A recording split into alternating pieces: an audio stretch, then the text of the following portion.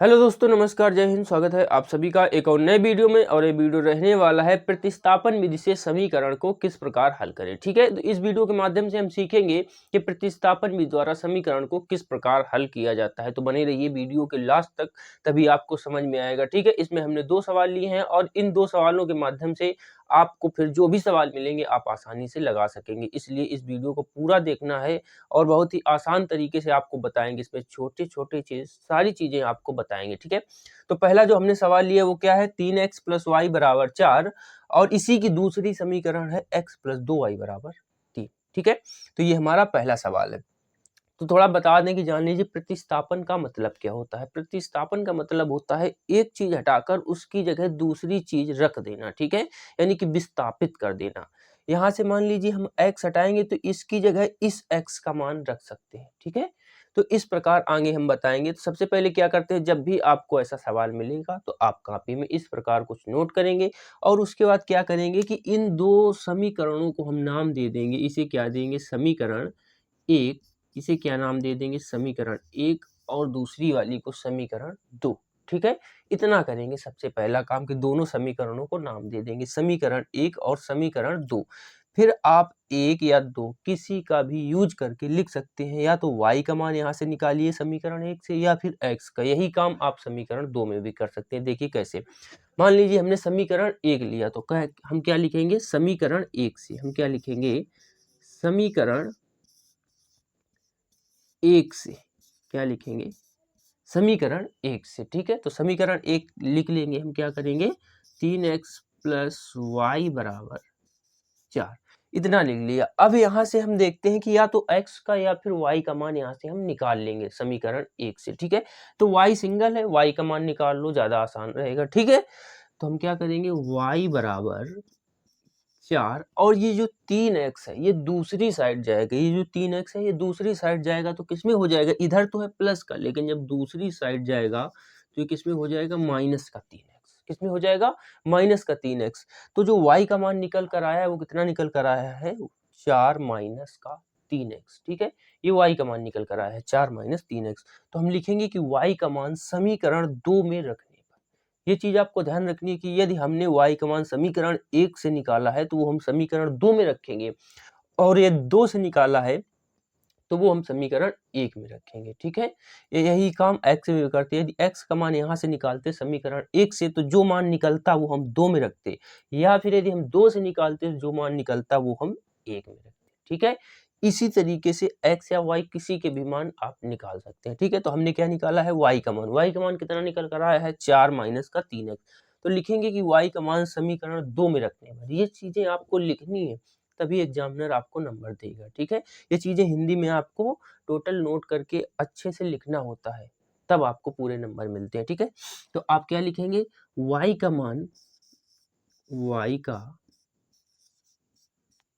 मान समीकरण नंबर 2 में रखने पर, y का मान समीकरण नंबर 2 में रखने पर। तो y का मान समीकरण 2 में रख देंगे। उससे पहले समीकरण नीचे नोट तो कर ले। तो x प्लस क्या है, समीकरण 2, x + 2y = 3। तो यहाँ पर रखेंगे हम y का मान। अब y का मान कितना निकल कर आया है, 4 माइनस 3x। तो यहाँ जहाँ y लिखा है, वहाँ क्या लिखेंगे, y की जगह हम 4 माइनस का 3x, क्योंकि ये y का मान है, ठीक है? ये y का मान है तो y की जगह क्या लिखेंगे हम, x + 2। तो 2 का 2 तो लिख देंगे, 2 का 2 लिख देंगे। हमें लिखना किसका है मान, y का। तो y का हम मान लिखेंगे 4 माइनस का 3x। क्या लिखेंगे, 4 माइनस का 3x = 3, ठीक है? अब ये 2 जो था ये y के साथ गुणे में था ना, तो इसका गुणा भी इसके अंदर करा देंगे हम, इसका गुणा भी इसके अंदर करा देंगे। तो क्या लिखेंगे, x + 2 का अंदर गुणा कराएंगे 4 के साथ तो क्या आ जाएगा, 4 दूना 8 माइनस 2 तिहाई 6, कितना आ जाएगा, 2 तिहाई 6x बराबर क्या है, 3 है। अब यहाँ से आसानी से हमारा x का मान निकल आएगा, क्योंकि ये इस समीकरण में y नहीं बचा, x है केवल, तो आसानी से निकल आएगा। तो हम इधर निकाल लेते हैं, ठीक है, दूसरी साइड। तो क्या है, x ये प्लस का है और ये माइनस का 6x है, तो माइनस 6x से प्लस x कम हो जाएगा तो कितना बचेगा, माइनस का 5x। कितना बचेगा, माइनस का 5x। प्लस का ये 8 है और दूसरी साइड 3 है, तो ये प्लस का 8 जो है दूसरी साइड जाएगा तो किस में हो जाएगा, ये हो जाएगा माइनस का 8। क्या हो जाएगा, ये माइनस का 8। ठीक है, तो यहाँ लिखेंगे माइनस का 5x बराबर -8 से +3 घटाएंगे तो कितना बचेगा, माइनस का 5। कितना बचेगा, -5। अब दोनों साइड माइनस है, दोनों साइड माइनस है तो माइनस से माइनस कट जाएगा। क्या बचेगा हमारा, 5x बराबर 5। ठीक है, 5x बराबर 5। तो x के आगे क्या लिखा है, x का गुणांक कितना लिखा है, ये 5 लिखा है, तो ये कहाँ जाएगा, ये जाएगा सामने वाली संख्या के भाग में। कहाँ जाएगा, सामने वाली संख्या के भाग में। जब भी कोई गुणांक लिखा हो किसी चर राशि के आगे, जैसे ये लिखा हो 2y बराबर 3, तो ये जो y के आगे 2 लिखा है ये कहाँ जाता है, बराबर वाली संख्या के भाग में। तो ये कितना हो जाएगा, y/2 कितना हो जाएगा, क्योंकि 3/2, क्योंकि y का जो गुणांक था वो कहाँ गया, सामने वाली संख्या के भाग में। इसी तरीके से ये जो x का गुणांक है ये कहाँ जाएगा, ये कहाँ जाएगा, 5/5, सामने वाली संख्या के भाग में। 5/5 का मतलब क्या है कि 5 में 5 का भाग देना है, तो 5 एकम 5, 5 एकम 5। x का मान कितना निकल कर आया है, 1/1। 1 के नीचे 1 लिखा नहीं जाता है तो हम क्या करेंगे, केवल 1 लिख देंगे। कितना लिख देंगे, केवल 1 लिख देंगे। तो जो x का मान निकल कर आया है वो कितना निकल कर आया है, 1 निकल कर आया। ठीक है, x का मान कितना निकल कर आया है, x 1 निकल कर आया। ठीक है, अब जो 1 ये निकल कर आया है इसे हम x के मान को चाहे तो समीकरण 1 में रखें चाहे 2 में रखें, हमारे पास y का मान निकल आएगा। और ये नहीं कि समीकरण 1 में रखेंगे तो y का मान कुछ अलग निकलेगा और समीकरण 2 में रखने पर अलग निकलेगा। आप चाहे 1 में रखो चाहे 2 में रखो, y का मान सेम निकलेगा। ठीक है, हम रख लेते हैं समीकरण 1 या 2, किसी में भी 2 में रख लेते हैं। चलो ठीक है, किस में रखेंगे, 2 में रख लेते हैं। ठीक है, 2 में रख, तो हम x का मान समीकरण 2 में रखेंगे। ठीक है, कहाँ रखेंगे, 2 में। तो समीकरण 2 क्या है, 2 क्या है, ये लिखिए x + 2y बराबर 3। ठीक है, तो हम लिख लेंगे हिंदी में कि x का मान क्या लिखेंगे, x का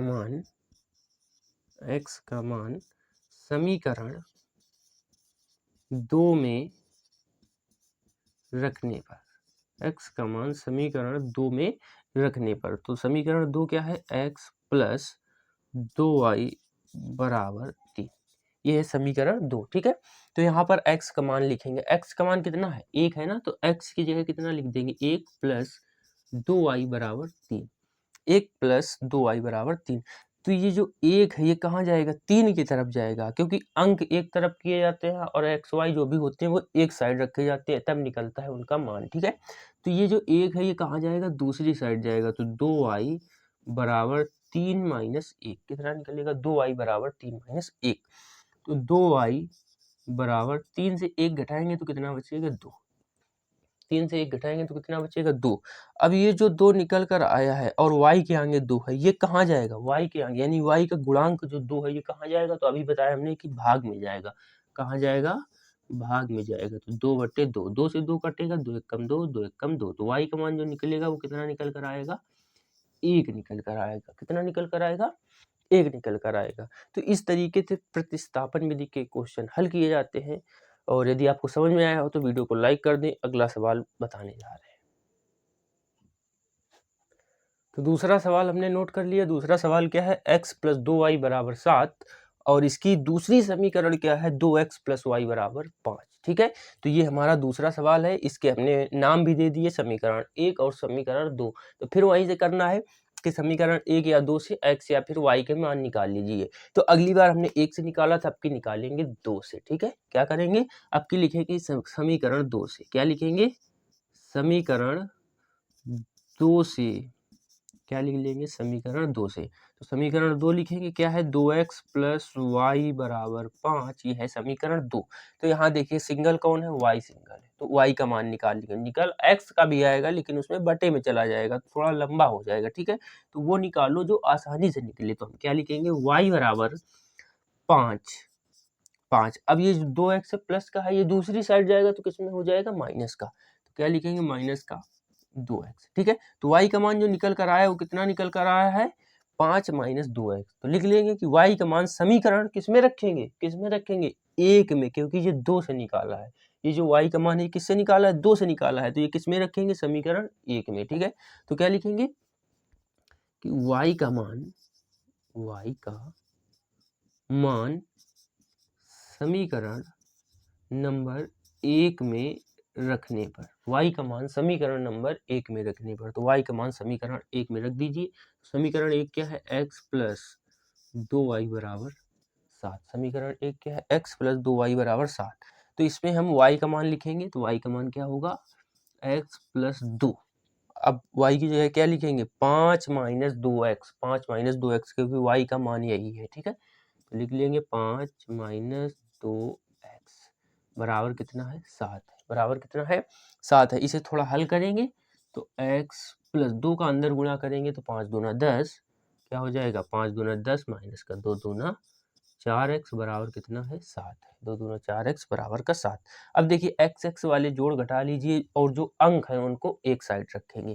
तो ये माइनस का 4x है और ये प्लस का 1x है। कितना है, प्लस का 1x। तो 4 से 1x कम हो जाएगा तो कितना बचेगा, माइनस का 3x। कितना बचेगा, माइनस का 3x बराबर ये 7 है तो 7 लिख लेंगे।